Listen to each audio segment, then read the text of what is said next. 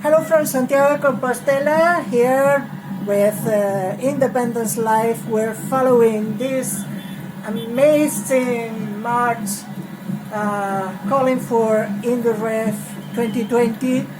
As you see, the rain hasn't stopped any of the marchers.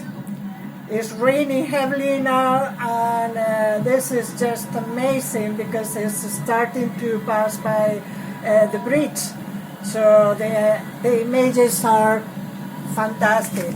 Also, the coverage in international media is really, really good.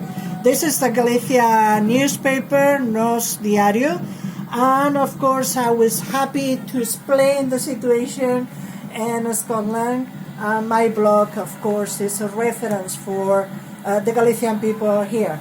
Also, the coverage on the intervention of the First Minister in Oslo that apparently the BBC didn't want to speak about is here and another international media.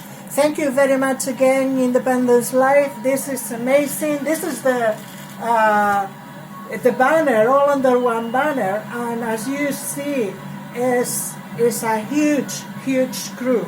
So congratulations, all under one banner, because this is a massive march.